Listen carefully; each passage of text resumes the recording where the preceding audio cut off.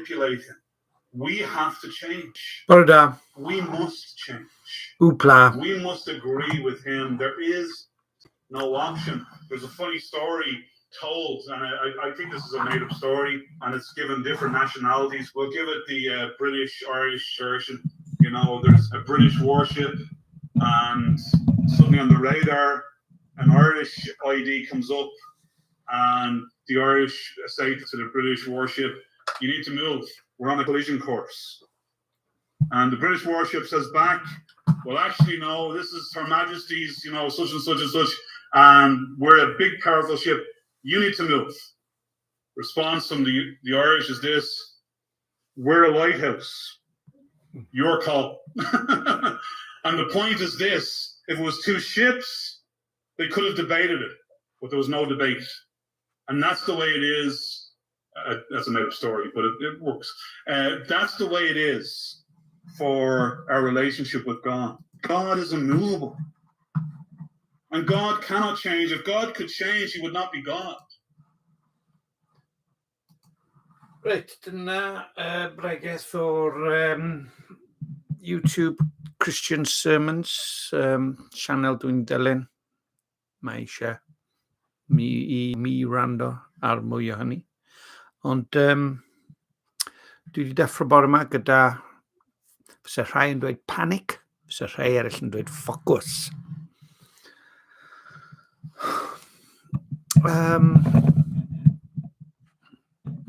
Mae fy epil fenga a'i wraig dal yn disgwyl genedigaeth ei mab, felly dwi'n gweddio am dan nhw. A Osian a Ffion. A dwi hefyd yn awyddus i ddarllen Ebrill yr Ugeinfed gan J.I. Packer. Ddewn ni ddychwelyd at y bregeth yma gan ein brawd. Dwi hefyd wedi penderfynu bod fi'n mynd ar ôl sgwarnogod wrth chwarae miwsic, torri hawlfraintiau pobl, llawer gwell, mynd i siopa, garddio, trefnu bywyd a sicrhau elfen o ddiogelwch.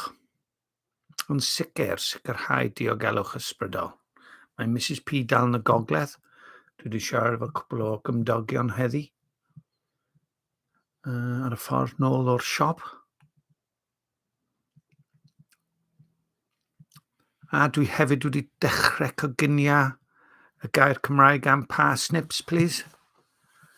Pam ydw i wedi dechrau coginio parsnips? Roswch ble mae'r geiriadur. Dan fan hyn ynde. Parsnips. Dwi'n mynd i gael y gair Cymraeg am parsnips. Dyma beth sy'n neud bywyd yn ddiddorol.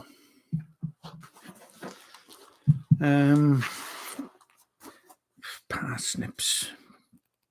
Snips. O, mae eisiau chwerthin yn does. Mae eisiau chwerthin.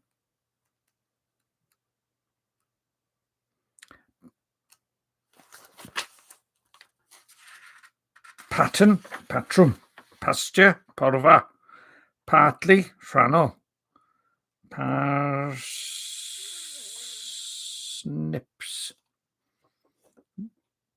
panas, llysiau, gwyddelig. Da iawn. Right, honor your father and your mother, that your days may be long in the land which the Lord your God gives you. Honor your father and your mother, that your days may be long in the land which your Lord your God gives you. Exodus 20:12.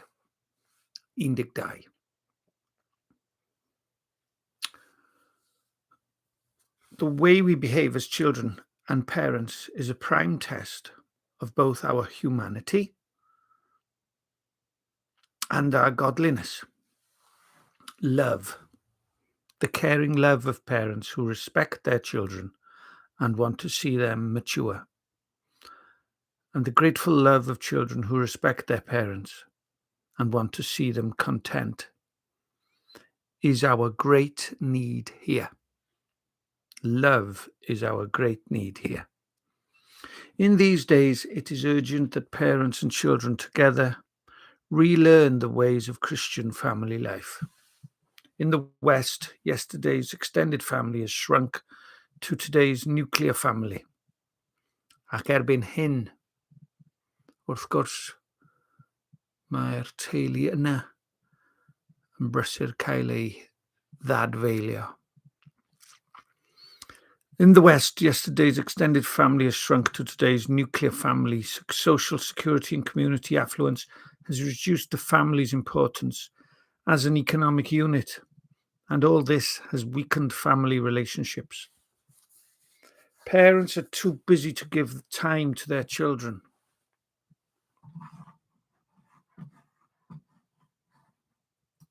Parents are too busy identifying with current youth culture. The young people are more prone than ever to write off their parents as clueless, old, fuddy-duddies. But the fifth commandment recalls us to God's order at this point. Honor your father and your mother, that your days may be long in the land which the Lord your God gives you.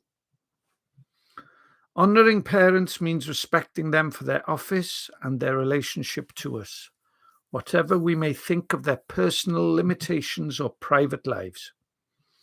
A school contemporary of mine carved out a brilliant academic career, but grew ashamed of his parents. His father was a baker and would not visit them or let them visit him. But people may not claim to love their neighbour while they shrug off their parents. Some of us have some repenting to do here. Do I honour my parents? Do we as a church honour the older people among us? Are Christians leading in these matters in the way they should? Lord, thank you for my parents, for their good qualities and actions. Wel, priodol iawn bydde dangos llun. Na i ddangos y llun yma sydd yn syllu lawr arno fi o'r silff. Dau lun. O, fydd na ddim stop nawr. Unwaith ffeindio i ragor o luniau, fydd hi'n gyfres o luniau, ond na'n sticio tren. Dyma Osh a fi, ymrhiodas Osh.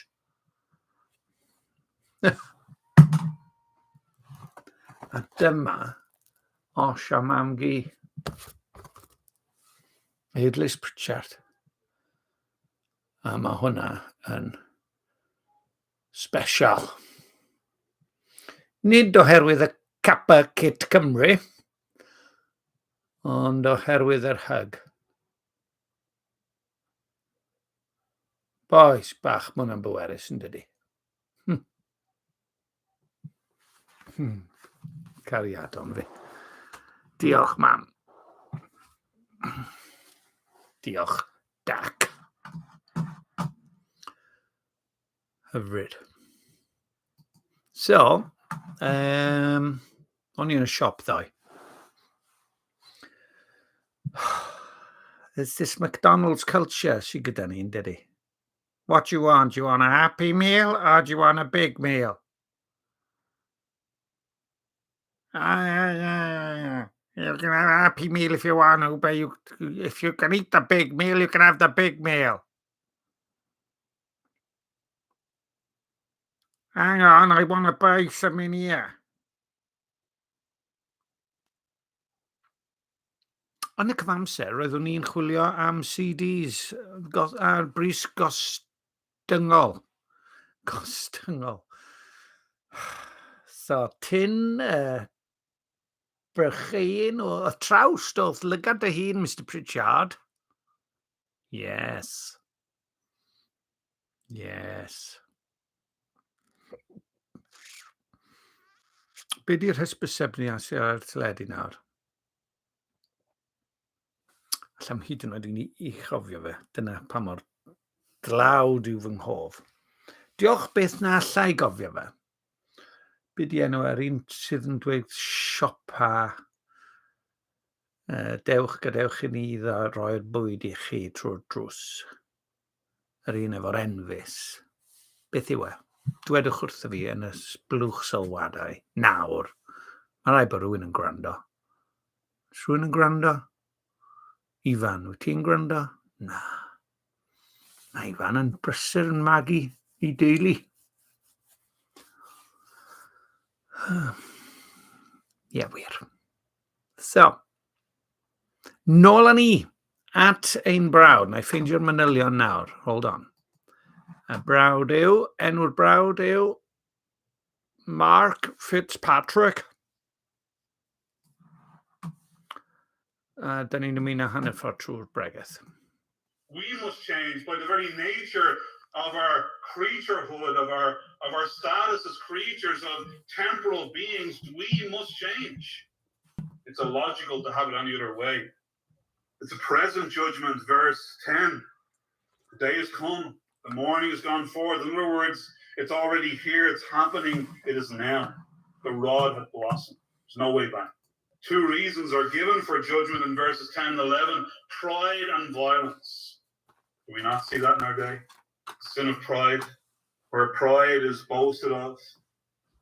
Violence, we've seen terrible violence even this week in our nation.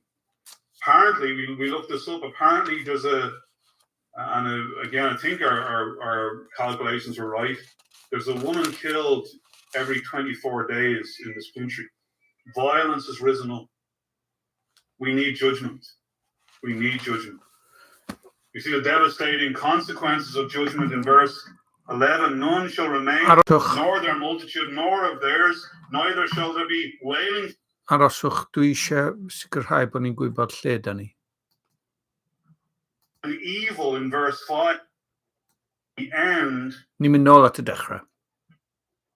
Ni'n mynd nôl at y dechrau. Some people. Okay, ni'n mynd nôl at y dechrau. Probably many of you have seen over the years, or remember as a child seeing a man with a sandwich board with the words, "The end is nigh." And some people make fun of such scenes and such images. The message of this chapter is more definitive. It is the end is now. The end has come. Ezekiel and the prophets before him had been declaring to Jerusalem, to Judah, of impending judgment. Ezekiel now, in the words of God, says judgment has come.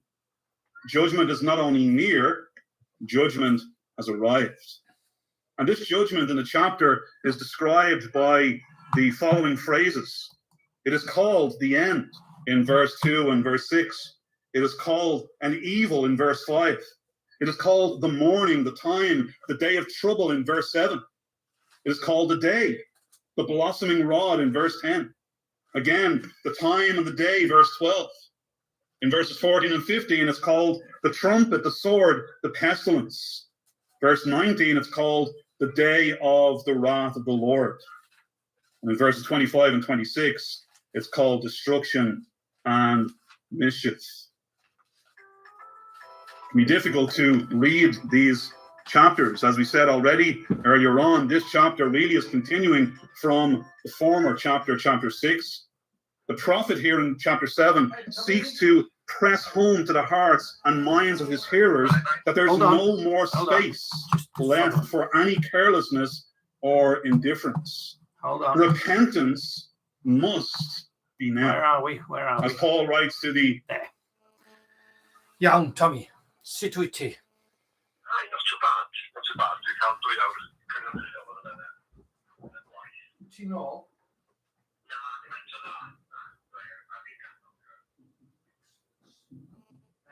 Dwi wedi cael...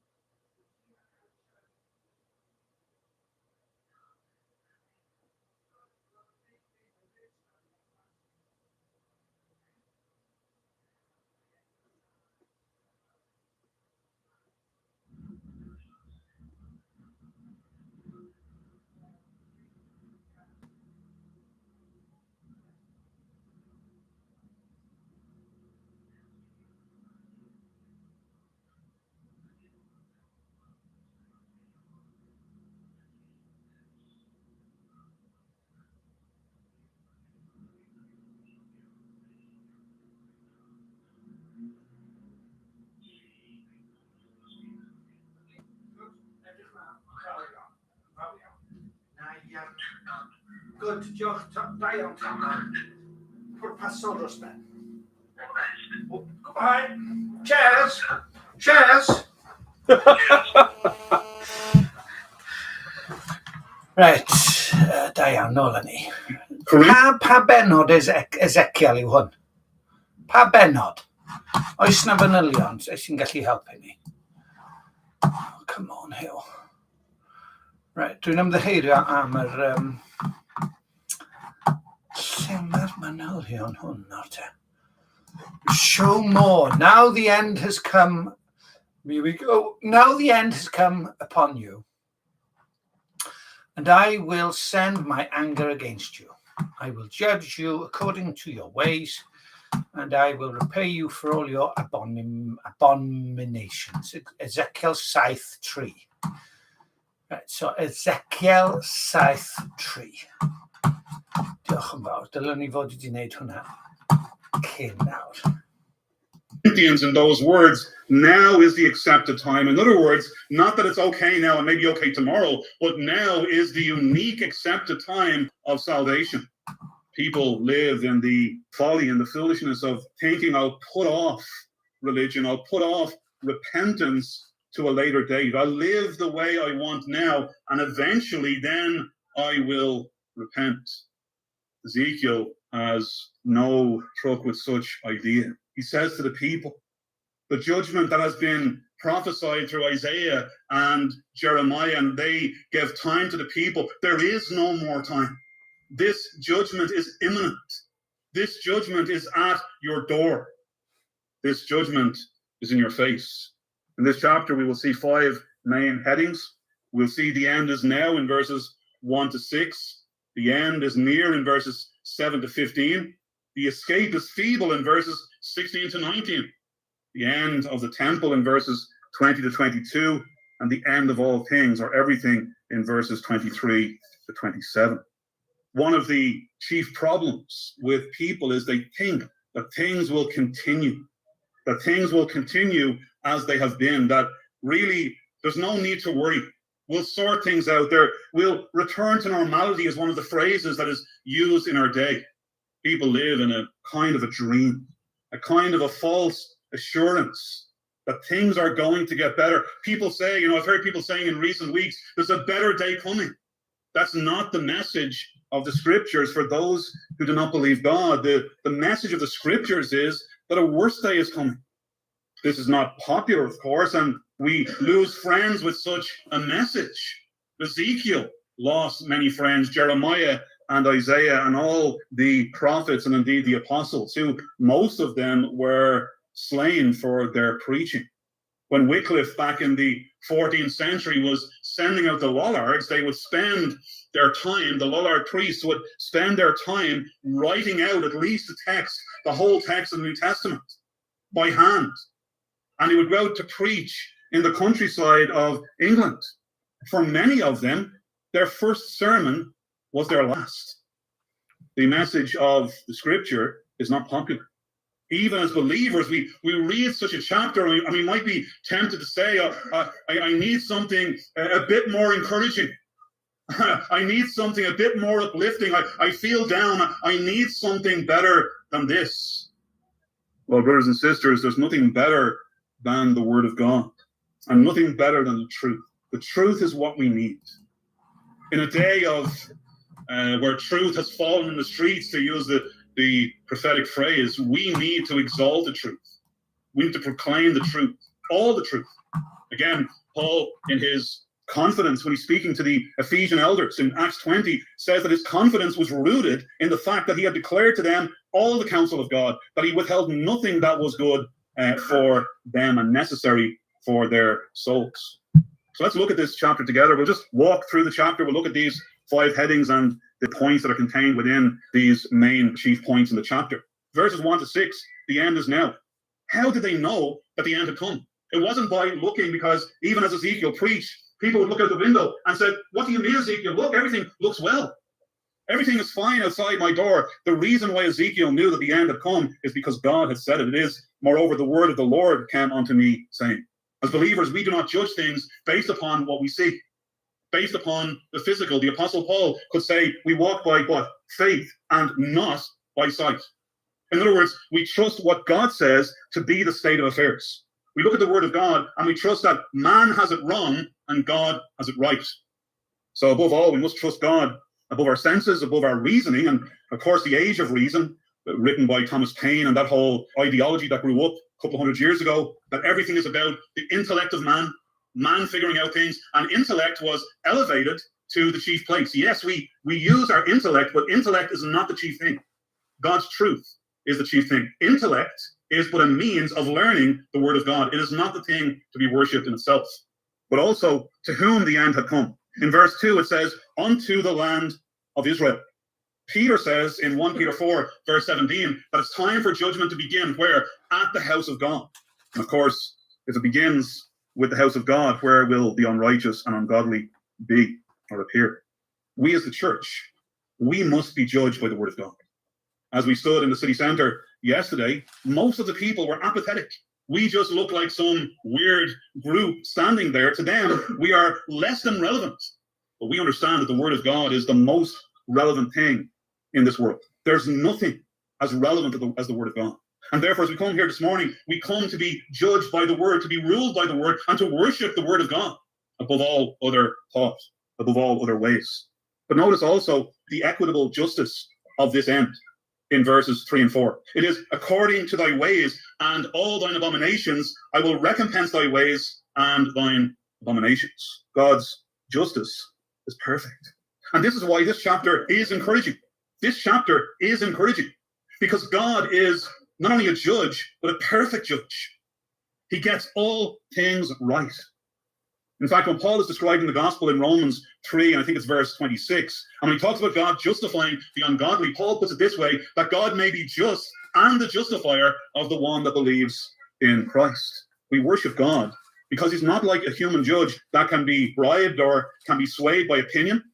We see that, don't we? We see even our judges in our day swayed by the opinion of the times rather than making righteous judgments. Quite often, even these judges and magistrates of our lands are swayed by the opinions of men. God is not. God is not moved by what the populace think, what the people think. God makes righteous judgments. And that's why in Revelation chapter 19, when we have in those first 6 verses, this description in that chapter of the judgment of God upon the wicked, we have the only occurrence 4 times of the word hallelujah in the New Testament, and in the context of God's perfect judgment on the reprobate. Not just because God is judging them, but because of the forensic and exact nature of God's judgment. We will worship God in eternity because, in a sense, we will stand back, or in reality, we will stand back and we say, he does all things well. Not just a general casting people away, but in every act of judgment, God will be worshipped. Notice its fearfulness in verse 4. And mine eye shall not spare thee. In Isaiah, the verse we use on the posters in the city center, the abortion posters that we use, there's a quote from Isaiah, I think it's chapter 13, where it says, and their eye, speaking of the Assyrians, their eye shall not spare children. We use that in the context of that poster. But here, it's God's eye that will not spare. It's God's eye that will not spare. Neither will I have pity. That's fearful, isn't it? We live in a day of grace. We live in a day of mercy. We can flee to God. And again, this is the encouragement of this passage. The encouragement of this passage is that for this time has not yet happened for us. There's still an opportunity. We go back to Paul's words in Corinth. Now is the day of salvation. Therefore, we can flee to God, even where you're sitting at this moment. You don't need to move. You don't need to move. We don't do altar calls. In an instant of time, you can become a child of God simply in your heart believing the Lord. That's what it means to be a child of God. That's what it means to be a believer simply, and we were saying this yesterday in the city center, the Greek word metanoia that we translated to English, repentance, is simply a change of mind. We go from being those who disagree with God to those who look at things from God's perspective, and we say, in the words of Paul, let God be true and every man a liar. Repentance in its most basic root idea is full agreement with the declaration and word of God.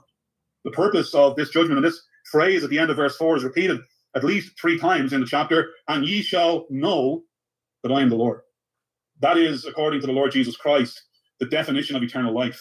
John 17, verse 3, this is life eternal, that they might know thee, the only true God, and Jesus Christ, whom thou hast sent. But here, the idea is not salvation. Here, the idea is judgment. But the principle is the same. The principle is we either know God as a God of judgment or we know God as our Savior. It says of the Lord Jesus Christ that that stone, that whoever falls upon that stone or that rock shall be broken, but on whomsoever that stone shall fall shall be crushed. In both senses, there's a direct, intimate relationship with Christ. One as judge and one as Savior. If we will not know the Lord in this world as our Savior, we will one day know him as our judge. This phrase, I can't remember how many times, is used in Ezekiel, but it is constantly repeated in these chapters. Then you shall know that I am the Lord. You see, people in their sin don't want to know him, but that's not an option. That's not an option. We don't have that escape clause. You know, remember as children, children would argue over what game to play, and some might like to play this game, and there'd be a debate, and in the end, maybe, I remember as a child, in the end, saying, oh, we can't agree, we'd walk away from each other. That's not an option with the Lord. We will know him one way or the other. And you see, that's not a threat. That's not God telling us do this or else. God is saying that is the necessary reality of the relationship between the Creator and his creation. There is no way out of that relationship. God can't just ignore people. He deals with them either in grace or in judgment. And therefore, we must know him. Also, in verses 5 and 6, we have the unstoppable, relentless nature of this judgment. It's come. An evil and only evil. It's almost like that all other evils are almost neutral in comparison to this evil in verse 5. This unstoppable force, this relentless judgment has come, and everything else becomes irrelevant compared to the relentless judgment of God. It's fearful in verse 6. It watcheth for thee, behold, it has come. There's illustrations that come to mind, but for the sake of time, we'll press on. Secondly, in verses 7 to 15, we have the end is near. Now, the first one in verses 1 to 6, the idea was time. Now, in verses 7 to 15, the idea is space. It's a spatial nearness. So, in a time sense, it's come already, it's here, it's at the door. But now also this idea, but a slight different emphasis. We have a phrase, you know, invading my space. And in fact, at the outreach yesterday, one of the brothers was saying that, you know, maybe sometime in the near future, even the use of the word repentance is going to be made illegal, because in a sense, when you use a word of that, you are invading someone's space. And not only are you invading their physical space, you're invading their mental space. And these will be the arguments in the future that will be used to forbid such terms being used. Here, God is invading the space of those who don't want God. They don't want him. They want God, and you often see this with people. Oh yeah, you go to church, you worship God in your building and go off there, but stay there. They don't want God invading into their life. That's not an option. That's not an option, is it? Judgment is described in verse 7 as an awakening. The morning is come unto thee, O thou that dwellest in the land. The time is come. It's the morning awakening is like the idea of reality. You know, sometimes in the darkness we have all sorts of strange thoughts, but then the sun rises. You know, have you ever had the experience that you can't sleep, and the one thing you're waiting for is the sun to rise? I've had that experience over the years. Now the sun rises and I fall asleep. But anyway, this idea of the sun awakening, the sun arising, is the clear light of day and everything becoming more real. So the people are living in the darkness of sin, in the darkness of their own imagination, but the sun is going to rise. The morning is coming. Of course, sin prospers in the night, but God's judgment is like the sun that displaces the darkness and makes everything clear to view. We see judgment distinguished in also verse 7. It's the day of trouble is near, and not the sounding again of the mountains. In other words, there's different possibilities here. It could be the idea of when the vintage comes, they shout the vintage is ripe, or it could be the call into the tops of the mountains to escape from the enemy. But the point is here, there is no escape. Not the sounding again of the mountains. There'll be nowhere to hide. It is a conquering judgment in verse 8. Now will I shortly pour out my fury upon thee, accomplish mine anger. Paul puts it this way in Romans 3 verse 19, that every mouth may be stopped and all the world may become guilty. Not that we're not guilty already, but that it might be seen that we are guilty. Again, we need this. This is not bad news. This is good. Because this is reality. This is real. This is the way the world is. We mentioned yesterday in the preaching in the city that every day 9 million people die in this world. We cannot escape it. And people are walking around with their head in the sand, trying to escape the reality of the one reality in life, which is death. And God brings us this truth, and we need this truth. Notice it's a comprehensive judgment. Again, in verse 8, it is all thine abominations shall be recompensed. No stone shall be left unturned. Also, it is, as we said earlier, relentless. Verse 9. It is a purposeful judgment. And ye shall know that I am the Lord that smiteth. Somebody said recently that we need to get rid of God of the Old Testament and, accept the God of the New Testament. But here, it's ye shall know that I am the Lord. It's me that does it. So Amos and Isaiah could talk about evil in the city, and the Lord has done it. This is God's work. This is the true God. This is the God with whom we have to do. One of the reasons for polytheism, and it's not the belief that poly is God, that's the belief that there are many gods, a multitude of gods. Why do people want a multitude of gods? Because then they can pick and choose the God they like. I remember as a young Roman Catholic going in and, if you lost something, you went to, was it St. Anthony? Different needs, you go to a different saint. That's very good from a creature point of view because we have control. The problem with reality is this: there is only one God. There's only one God, and we can't manipulate him. We have to change. We must change. We must agree with him. There is no option. A funny story told, and I think this is a made-up story, and it's given different nationalities. We'll give it the British-Irish version. There's a British warship, and suddenly on the radar, an Irish ID comes up, and the Irish say to the British warship, "You need to move. We're on a collision course." And the British warship says back, "Well, actually, no, this is Her Majesty's, such and such and such, and we're a big, powerful ship. You need to move." Response from the Irish is this: "We're a lighthouse. Your call." And the point is this: if it was two ships, they could have debated it, but there was no debate. And that's the way it is. That's another story, but it works. That's the way it is for our relationship with God. God is immovable. And God cannot change. If God could change, he would not be God. We must change by the very nature of our creaturehood, of our status as creatures, of temporal beings. We must change. It's illogical to have it any other way. It's a present judgment, verse 10. The day has come. The morning has gone forth. In other words, it's already here. It's happening. It is now. The rod hath blossomed. There's no way back. Two reasons are given for judgment in verses 10 and 11. Pride and violence. Do we not see that in our day? Sin of pride, where pride is boasted of. Violence, we've seen terrible violence even this week in our nation. Apparently, we looked this up. Apparently, there's again, I think our calculations were right. There's a woman killed every 24 days in this country. Violence has risen up. We need judgment. We need judgment. You see the devastating consequences of judgment in verse 11. None shall remain, nor their multitude, nor of theirs, neither shall there be wailing for them. Even the most godless people like to think they're remembered. We all like to think that at our funeral, there will be many people crying for our memory. Here, there will be no such memory. We see the divine counsel in the context of approaching judgment in verses 12 and 13. It's quite a practical piece of advice. Don't let the buyer rejoice. Why? Because you bought something, you're never going to use it. The seller shall not return to that which is sold. Neither shall any strengthen himself in the iniquity of his life. All the fun is over. All your sin is finished. It's at an end. Reality has come. But it gets worse in verse 14 and 15. There's no response in the context of judgment. It says in verse 14, but none goeth to the battle. There's different ways to understand this, but the way we're going to interpret it this morning is that all the warnings are there, but nobody stirs. Nobody moves. God and his warnings are less than irrelevant. We come this morning to confess that God's warnings are not only worth grabbing our attention, but necessarily so. We must respond. We must respond to the warnings of God. Then in verses 16 to 19, we see feeble escape, or an escape that is a vain human effort of salvation. And this is the other problem, isn't it? Because in the first 15 verses, the picture has been that judgment is coming. There's no response. People just apathetically ignore God. But now in verses 16 to 19, there's what's metaphorically, or in these words, a sort of a human attempt at salvation.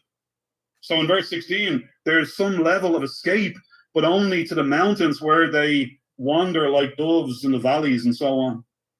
They escape, but the escape is of no real benefit.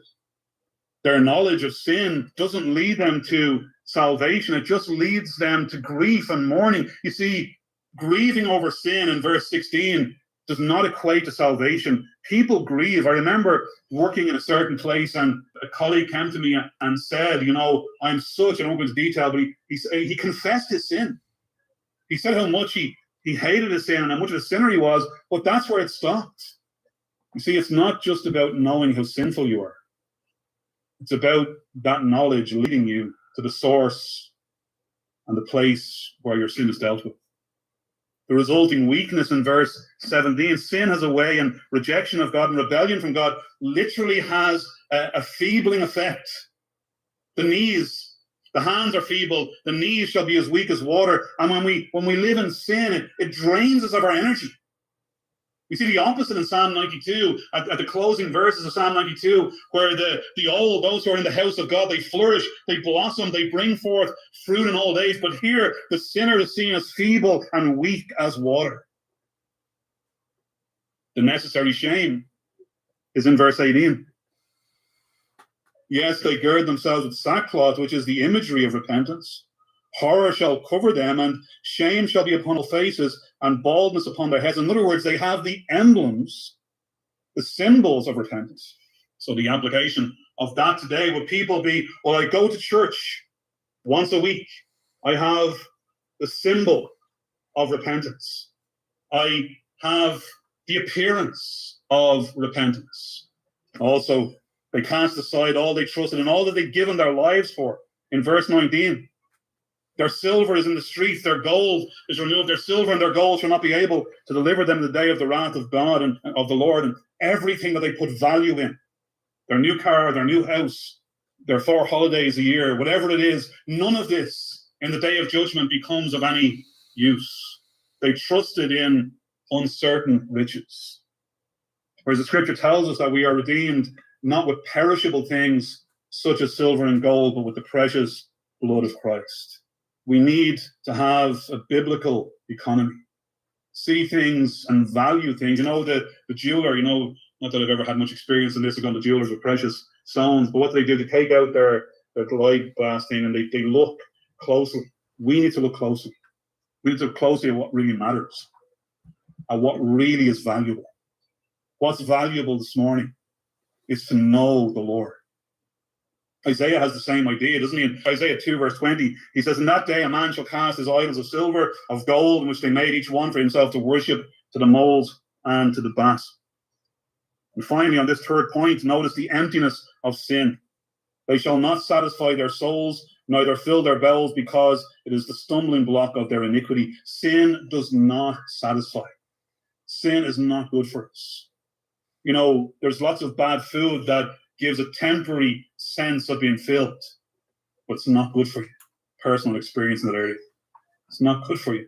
And this is the idea, isn't it? That sin is used as a filler. Sin is used as a satisfier, but there is no satisfaction with sin. It only brings shame. Fourthly, and very briefly, the end of the temple. There's 3 ideas in verses 20 to 22. In verse 20, we have the removal of the temple because of idolatry. And God is saying in verse 20, I will no longer allow you to use my temple as a place of idolatry. And this is why Christ made the whips. And twice at the beginning of his ministry, at the end of his ministry, drove the money sellers from the temple and said, you will not use my Father's house as a den of thieves and robbers. God is saying exactly the same here in this verse. It's given to strangers in verse 21. Better to give it to strangers than to have my professed people abuse it in their idolatry. And also the removal of God's face, which is much worse than the removal of the temple in verse 22. God removes his face, and the result is defilement. It's the opposite in 2 Corinthians, is chapter 3, where Paul describes at the end of 2 Corinthians chapter 3, as we gaze into the face of the glory of God in the face of Jesus Christ, that we are transformed, we are made into that image of Christ, that image of God. Well, here the opposite is the case. Here the case is that as God turns his face away from us, that we are polluted. We are polluted. You see, there is no third option, is there?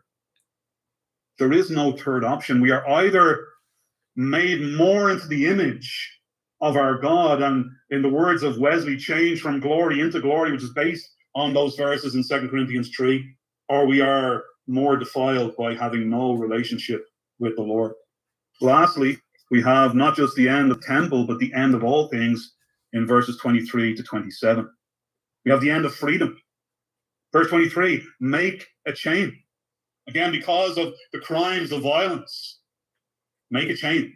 Remember in Charles Dickens, And when Ebenezer Scrooge is faced with what's ahead of him, what's the symbol that's used? Chains. There's that image of this ginormous, gigantic chain waiting for Scrooge unless he repents. Now we know Dickens was more of a moralist than a believer, of course, but the principle is the same. We're not saved by morals, but we are saved by knowing the Lord. It's not about becoming a better person. It's about meeting with the living God.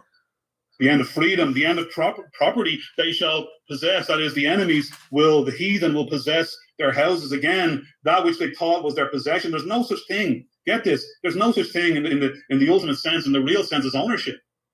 Yes, we can say we own our houses. It's only for as long as we live. It's only temporary. Everything in this world is temporary. Someone said that they don't put pockets in death robes. No need for them. The end of property. The end of strength. I will make the pomp of the strong to cease. The end of religion.